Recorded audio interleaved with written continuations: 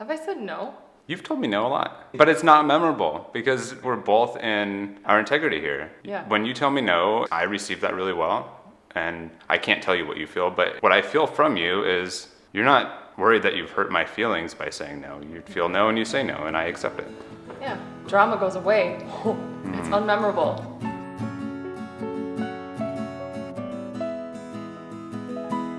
Welcome to the Boundless Heart, the podcast where you learn to speak your truth with effect, set firm boundaries, and create amazing, equal partnerships. I'm your host, Elsie, and I am officially nomading. I am outside in Northern California right now, outside of Redding. I'm really cold, but it's been amazing. If you are watching this on YouTube, you will see where I am staying off grid with solar panels. It's pretty cool. Now, I don't know about you, but it took me a long time to figure out that I could even give myself a moment to check in and see if a response to someone's request was a yes or a no for me. Like a long time. I'm nearly 40 and it's been recent.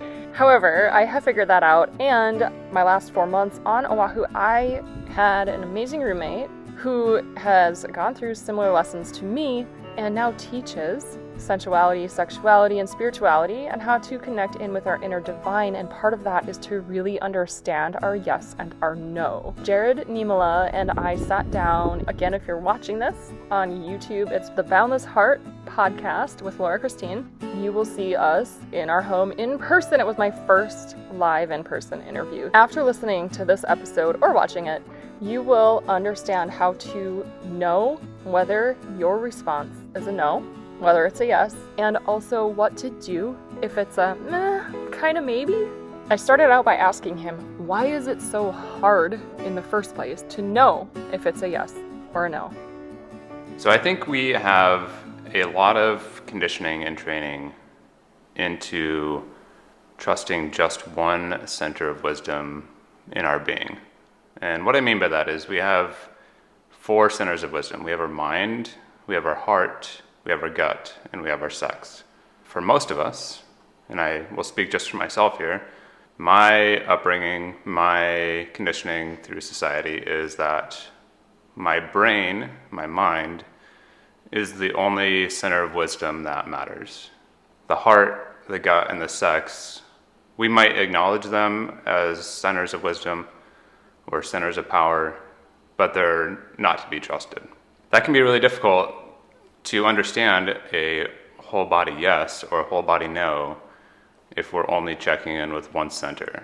Our brain has what we recognize as intelligence. It has logic. It has A plus B equals C, or this, then that equals this.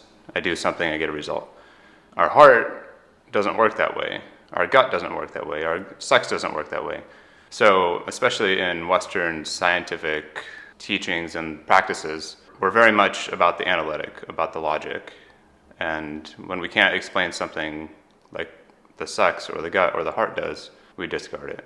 This is a very long-winded way of answering your question, but that's true. Especially in Western society, we're taught whatever is logical, do that. And whatever you're feeling or whatever your desire is, ignore that. I think the cultural conditioning runs really deep in all of us, not just women. Speaking of the sex center, I'll always tell my ladies, breathe into your pussy. Like, what does your pussy want? yeah. Because we are not taught that it's even okay to desire. Unlike men, I think, in this culture anyways. So that would be an interesting conversation to have as well. Like, how do you determine from that center, like, oh, there's desire there, but then what? Do you just follow it willy-nilly, or what do you do? When we start to recognize these centers of wisdom in our body, we start to be able to check in with them individually. That's very useful to be able to check in with your sex, with your gut, with your heart, with your mind. And sometimes we let one center override the others. So in particular, speaking from my own experience here, the sex can be a very powerful and a very loud center of wisdom. And the sex can be like, hell yeah, dude, we want this. Like, we got to get this. And in the back, this little quiet voice, the gut is like, we sure? Like, I think I've seen this before and I know how it's going to turn out. And then the heart is like, yeah, but you're lonely and this person is giving you attention and they want to fuck you and they're going to hold you tight and they're going to make you feel nice. And the mind is like, I don't know, man, we don't got time for this shit. Like, the gut's kind of saying something. So, point being, there's conflict between all of the centers in this scenario. And we don't always need to listen to the loudest voice. We need to check in with all the centers, with all 4 wisdom centers, to see what our whole body is telling us, not just the one center. So it can be really easy to follow the loudest voice and ignore the rest. And that's okay. If you do that, I mean, I've done that. I do it all the time. I follow the loudest voice. Usually it leads me into something an excellent opportunity for lessons, but I just make better decisions when I check in with all 4 centers. What I always say is the mind thinks, the heart feels, and the body knows. So when we're talking about tuning into these, or checking in with these different centers of wisdom, that to me is what the body knows. Yeah. And you're going to have different areas giving you different information. So getting comfortable with knowing, I guess the practice is really tuning in and knowing what each is saying and then doing the thing and getting the experience of, oh, okay, when I listen to this voice, when it's this loud and these other voices are softer, this happens. Do you want to do a little exercise here? Yeah. To kind of embody this, to somatically feel it? Okay, so you, Elsie, are sitting up, so that's okay. And for anyone listening, you can do this sitting up or you can lay down. Just get comfortable, however you want to get comfortable. So we're going to start by taking a deep breath. Close your eyes and think of a time when you were having your time wasted. When someone asked you to do something and you instantly knew that it was not something you wanted to be doing. You could feel like this was an experience that was a waste of your talents. It could be a waste of your resources. It could be you just weren't interested. And as we think of this, start listening to what your body has to tell you. Feel your heart. Is it beating faster or slower? Maybe it's fluttering a little bit. Check in with your breath. Is it feeling shallow? Is it feeling deep and heavy? How about your gut? What is your gut telling you? Is there energy circulating there? Is it feeling stuck there? Are you feeling like you need to close up and protect your energy? Or is your energy radiating up and out? Check in with your sex. How does it feel? Does it feel like you're ready to be penetrated by the world, by the energy, by what is being proposed to you? Or does it feel like you want nothing to happen there? And let's check in with our whole body. Do we feel heat? Do we feel energy radiating throughout our limbs? Or do we feel that energy constricting and hiding itself away? If you're having a hard time thinking of a scenario that is putting you into this feeling, just imagine what it would be like if we were feeling this. So I want you to sit with this for just another few seconds, really checking in with all of your centers again. And we're going to take a snapshot with our brain, with our mind, and we're going to store this away in a file that we're going to call the whole body know. So do that now, and we'll shake it off. Do you want me to tell you what my experience was? I can give the example of what I did. Yeah, that'd be great. So most people know I got divorced this year, and I was sitting at my place, my new place, and got a text from my ex saying, "Can you drive me to town? I'm looking at a car." And for whatever reason, I was just like, yeah, I'll do it. But what happened in that moment when I got the text, and I didn't have as good of boundaries as I do now then, I got that text and I could just feel this constriction coming over my whole body. I really liked how you said tune into your heart, and is it beating faster or slower? because I don't pay attention to that so much. But the constriction, so actually tuning into the physical reaction in the body is really cool. Yeah. But I could feel this energetic constriction around my heart, my gut. I mean, sex, there was literally nothing there at all whatsoever. And then my mind was like, well, I mean, just do it because you want him to get a car so he stops bothering you, right? Yeah. I mean, of course, the result was we're driving down there. We were, I think, in process. All the papers were signed. Everything was going through for the divorce. And in the middle of it, he just started to ask, like, what happened? Why? I don't understand what happened. And we'd had this conversation before. It just wasn't ever heard. And I kind of sensed that this wasn't a good idea to do this. Yeah, it wasn't like bad. Nothing bad happened, which is, I think, kind of a good thing to share. Like, nothing bad happens when you don't listen. You, again, just get to learn some lessons. Yeah. Do you want to talk about a whole body yes? Or do you have an example that you want to share for the no? Or? For the whole body no?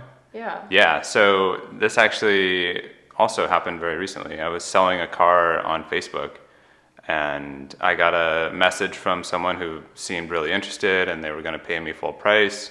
And I was like, well, do you want to look at the car? And they're like, well, we live on Molokai, so I'm going to need you to ship the car to me. And as soon as they said that, I was like, I could just feel it. I felt no. I didn't even have to really think about it. I instantly knew that I was a no to this. And I didn't have to construct reasons why I was a no to this. But when I checked back in with my centers, my heart was the first thing that told me no, because my heart rate instantly picked up. And in my gut, I started to feel this like tingling and this tension in my gut. And so without my brain or my sex involved in this at all, my heart and my gut instantly knew that it was a no.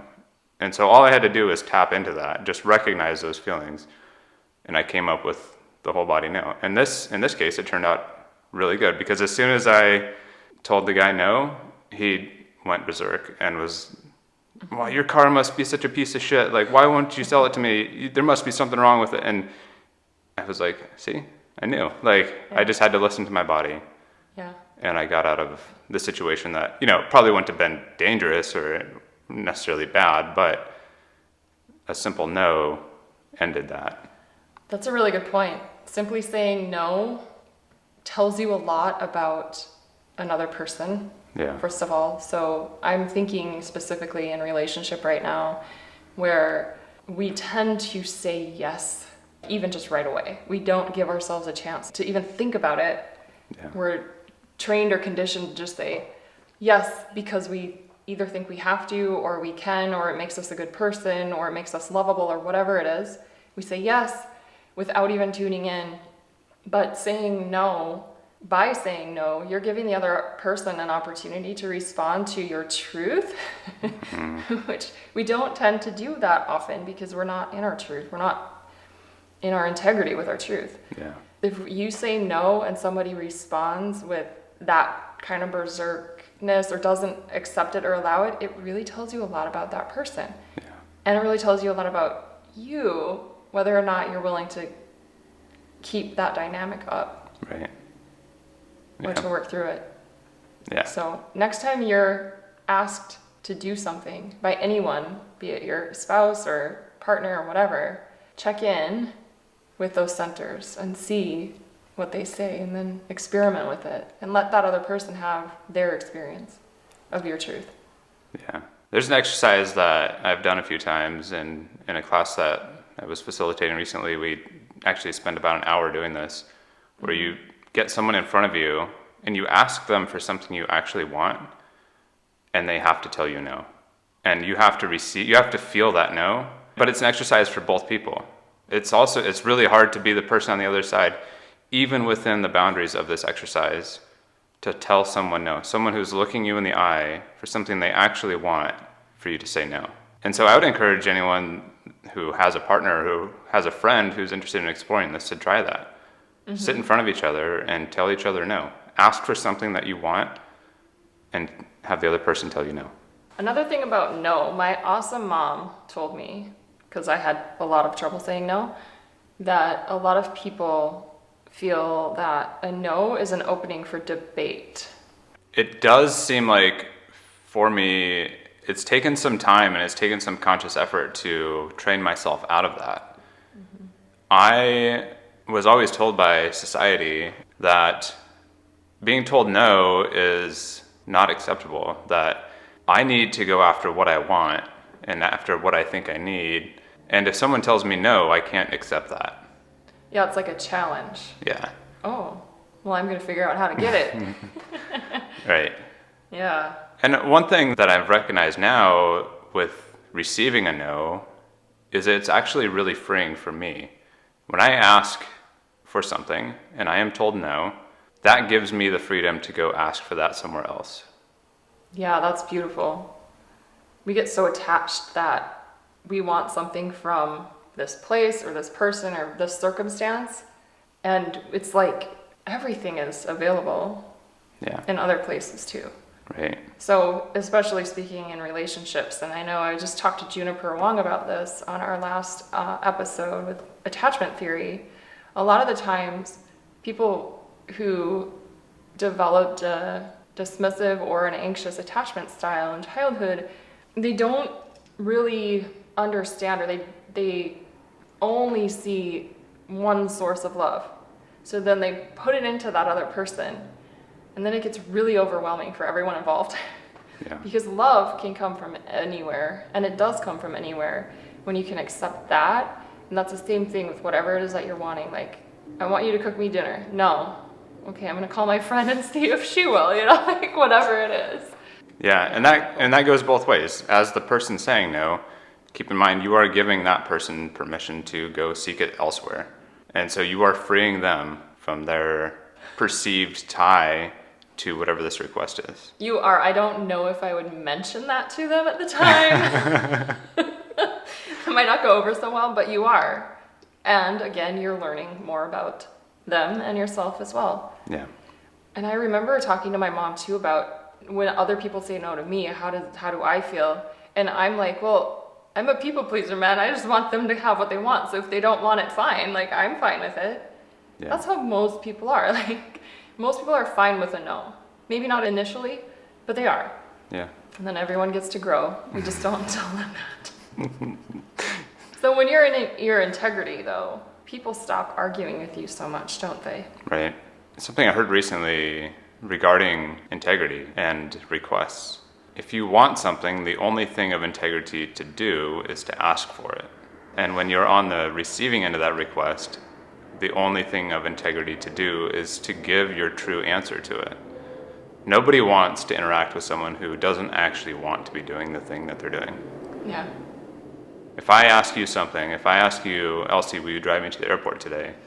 And you're really feeling no, but you tell me yes, I'm going to sense that. And it's going to make it an awkward ride to the airport, and it's not going to be pleasant. There's not going to be pleasure in it for us. Right. Just FYI, I've never done that. True. You give me a lot of rides to the airport. I know.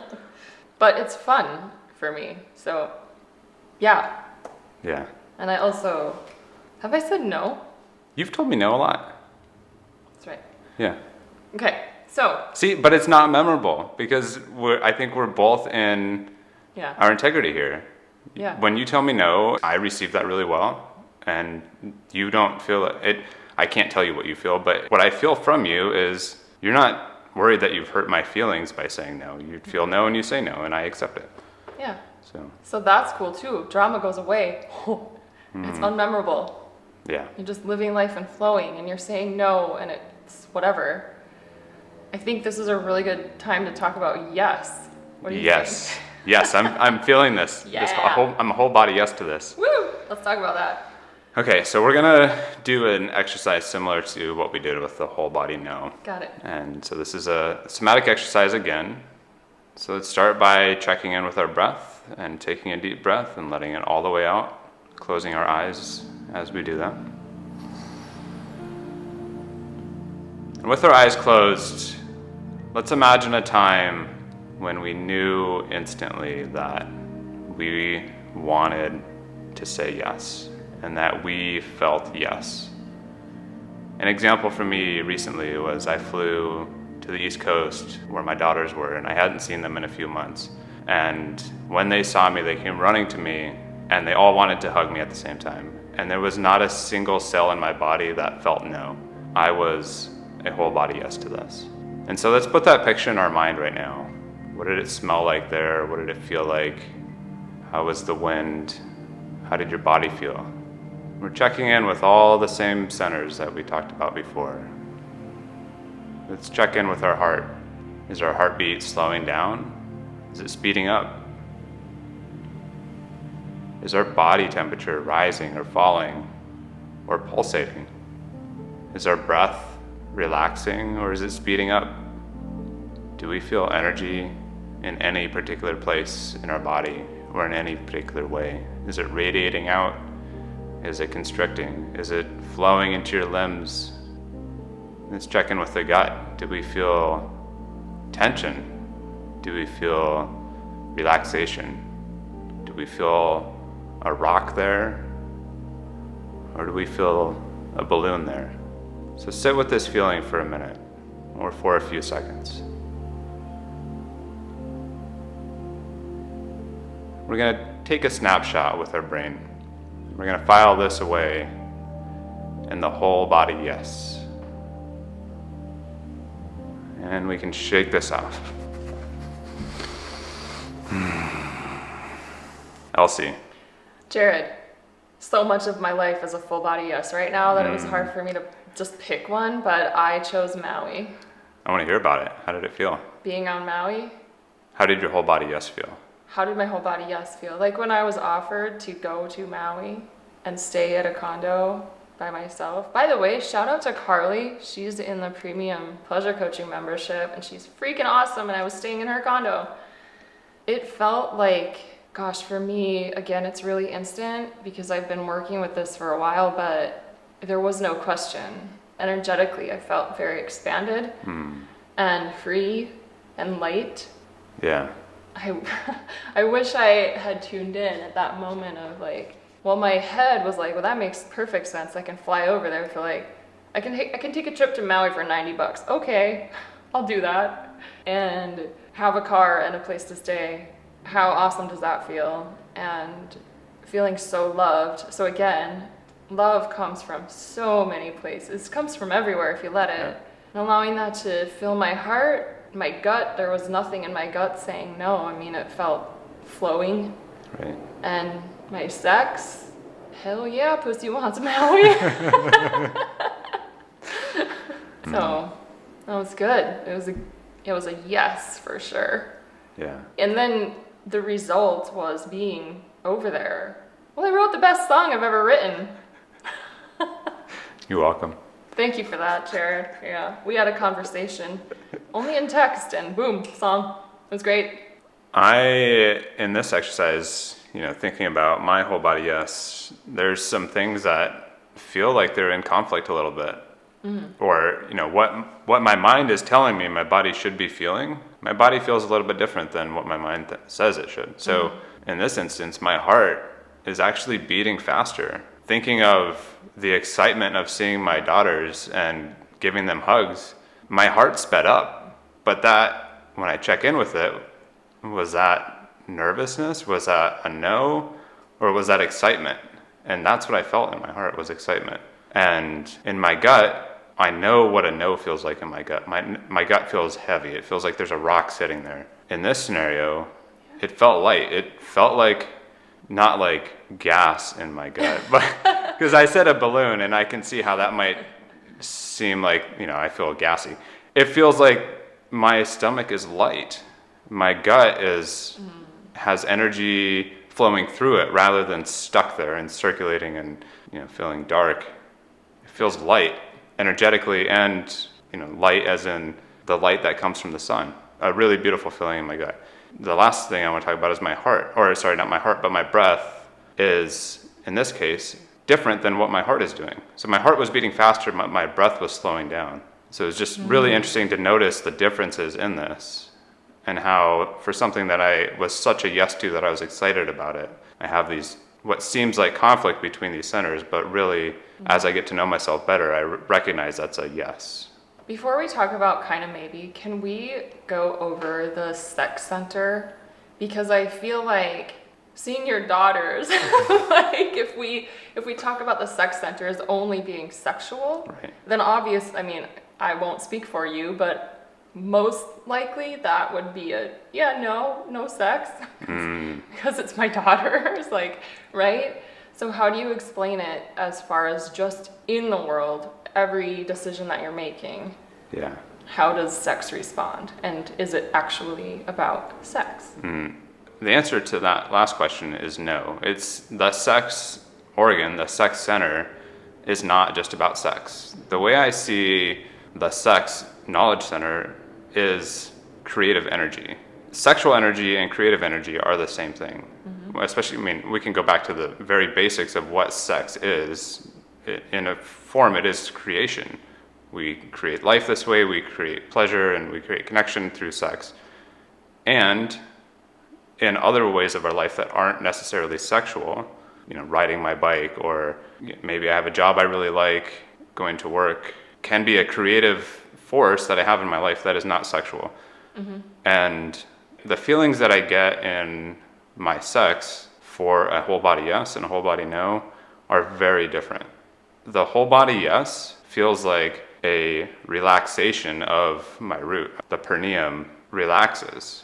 When I'm a no, it feels like I got kicked in my perineum. It feels like it's tight, it's constricted, it's not creative, it's not wanting to share that energy. It's uncomfortable. So if I were in a sexual situation like that, being in the male body I have, there are certain responses that my body would have in a sexual situation. If I was turned on and if I was relaxed in that area, my lingam would become erect and I would have the opportunity to penetrate if that's what I was looking for, or if that's what was agreed upon between me and the other person. But when I'm a no, I literally can't get aroused, and it feels like a little bit painful there. So does that answer your question? It does, yeah. You brought it into sex, but I think that's important. And it reminded me to remind the women listening that we're kind of trained out of even having an awareness of that area. We're taught it's dirty, and it's so judged. Like, no matter what you do there, it's wrong. So listen to episode 11 with Coco Berlin, really, Pussy Yoga, so you can get a sense of how it is to actually tune into that aspect of your body, where, yeah, it is muscles too. There's bones there. There's like the pelvic floor is an actual thing, and it's really, really important to integrate into our lives. When we don't have access to it, then our creativity totally, and I will say something about Maui, like, that center was freaking open, and I don't know if it's because of Maui itself or what was going on, but I was just like so creative and in such flow, and it was very relaxed, and it was awesome to be in that space of, wow, I just feel really, really sexual right now. And what else? Like, what do I do with this? Okay, well, different things. Write songs, self-pleasure, like, do whatever with it you want. Could have found a guy, but I just didn't. It was a no, right? So kind of maybe. Let's talk about kind of maybe no. Yeah, so I mentioned at the beginning of this how sometimes there's conflict between our centers, and sometimes we have one center that's yelling yes, and the other centers are like, I don't know, man. Maybe one center's kind of, I don't know. So this is what I call the kind of maybe no. There was a time in my life, actually pretty recently, where I thought that a kind of maybe no always meant no. And what I've come to recognize is that when we have conflict between our centers, what we're missing is the full picture. That this might point to something, an area that we're feeling curious, or an area that we're feeling like we would like to know more. And before we can commit to a yes or a no, we need more information. I want to give an example of this. Can I put in right here that my therapist too says, like, you have the right to get more information before you say yes or no. So this is exactly aligned. Yeah. And that's episode 6, FYI. Nice. So an example recently in my life of a kind of maybe no was a friend called me and said, hey, would you like to get lunch together? And I hadn't talked to this friend in a little bit, and so I was kind of wondering, like, seems to come out of nowhere. I wonder, if there's another motive here.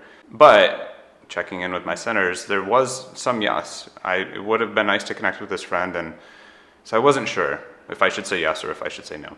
So I asked more questions. I asked, what are your intentions for getting together? And it turned out that what they really wanted to do was sell me something. That they had this new program that they were doing, and they would get some money if they had sold me this thing, which is okay, but I wasn't interested. What I was interested was connecting with my friend, and what they were interested in was to sell me something. So it wasn't until I had that additional information that I knew that I was a no to this. Had their intentions been, I want to reconnect with you, you're an old friend of mine, and it would be nice to eat lunch together, well, that would have been great, and I would have said yes to it. The feeling that I get in my body with a kind of maybe no is, it feels like confusion. It feels like I'm on a little rowboat at the entrance to a harbor, and I can row into the safety of the harbor, or I can row out into the open ocean. And it might feel a little bit dangerous in the open ocean, but there's something to gain out there. And it might feel really safe in the harbor, but I might miss something there. So I'm just right there on this cusp of deciding, where do I want to go? And I need more information to do it. Another way to describe this is, if you're feeling like... That was perfect. Thanks. Exactly. Yeah. And I would say if you're feeling, you're probably more on the side of no. Yeah. But if you're feeling, yeah. Maybe. Yeah, that's perfect. Love it. I'm trying to think of any kind of maybes for me. I mean, life is really full of kind of maybes too. That's the other thing. And I will offer this. I have made an agreement with myself. I don't always stick to it, but I do pretty well.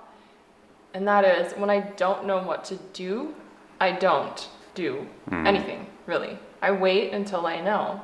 So it's kind of the same thing. Sometimes that means literally just waiting and letting the knowing come to you. And sometimes it depends. Like if it is with another person or something, then ask questions or observe more or whatever it is. Sometimes though, really, you just don't need to do anything. And we're taught again, do. You have to keep moving, you have to be productive. And one of my favorite things that's come to me recently, and it has to do with the runes, is there's a rune called Isa, and it means ice. It's the ice rune. And you would think like, ooh, ice, that's like cold and it's stopped and there's nothing going on. But remember that water expands when it freezes. So if we can actually pause, we can actually expand and then receive that information. And when that ice is ready to melt, as it always does, then we're moving forward from an expanded space. Yeah. If we don't give ourselves the chance to get that information, we're just going to forge ahead into who knows what, more lessons, which is fine. But it's pretty fun when you don't have to learn all the lessons. Yeah. Because you've already learned them. And that's another thing too. Oh my gosh. Yeah. You'll know when you're learning the same lesson or when you have that opportunity to learn the same lesson that you've already learned. Oh man. And if you don't, yeah. That was an experience for me. Actually, geez, last night. Yeah. My ex wants something of mine. But here's my kind of maybe, and this is why I was a kind of maybe yes for a while. I think I left my jade egg over there, and I want it back because it's like $70. Because I brought it there when I went to visit our cat, and then I didn't have it when I left. So I'm pretty sure it's in there somewhere, and I want to go in there. And another reason is because it is a person that I have a deep connection with. So I'm leaving the island for, I have no idea how long. If I ever come back, I don't know. Yeah, it would be nice to just say goodbye. But then I got more information in the form of desperation, texts coming at me. And I realized, okay, this is a full body no. Like, I don't want to put myself through this. Yeah. Because all it does is hurt everybody. So now it's a no. And you can also change your mind. Yeah. Okay, so Jared, you teach a lot of this. And I know that you and I have talked a little bit about how you like the term equal partnerships, where it's not like, and I feel like relationships can be this tug of war sometimes. like trying to get something that I don't have in myself. So I want to get it from you, and you're not giving it to me. So I'm going to try to make you give it to me somehow. And that's just really diminishing for everyone. Yeah. Ultimately, the point of the work I'm doing is to create the world that I want to live in. And one way that we can do that is by creating safety for each other. Within that safety, we can find more intimacy because we can be vulnerable. And then ultimately, that creates more connection. And so that's the kind of work that I'm doing. It's awesome.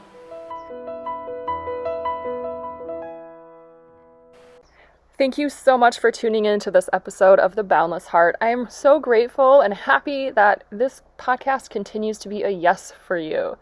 Do share it if you found benefit in it. Maybe your friends could use some help saying no sometimes, or knowing when to, yeah, that is a yes, or like giving themselves some patience before they just jump into something. I know you know people like that. I know I do too. If you do want to go deeper with me, I have a couple options for you. I have my VIP community that is open to everyone. You get extras from the podcast, different tools, different techniques. And I have my premium pleasure coaching membership as well. That is open only for women. We really dive into our amazing transformation into our power, our pleasure, our grace, our beauty, and self-love. Our lives are transforming so quickly. It's amazing. And we are all lifting each other up. If you do choose to join the VIP membership or the premium pleasure coaching, you'll get some outtakes from this episode, which are pretty fun. Okay, the reason I sound really different right now is because I'm back inside and I didn't want to put my video camera back on and I didn't want to go back outside to record this, but I forgot to mention that I'm also pulling out the meditations to feel the full body yes and full body no for the VIP membership and the pleasure coaching membership. Join us at boundlessheartpod.com/premium. If you want to find out more from Jared, please reach out to him on Facebook. You can reach him at Jared Niemela. Just look him up. And I will also link his profile in the show notes for you. In addition, if you just find me on Instagram, Boundless Heart Pod, I will introduce you to Jared and or any of the guests that I've had, or we can start a conversation about anything you want. All right, until next time, there's a little bird for you. Okay, until next time, from wherever I'm at, please give yourself the opportunity to let your body tell you if a response for you is a yes, a no, or a kind of maybe. If it is a kind of maybe, give yourself time. And don't give up on your life. Your dreams give hope.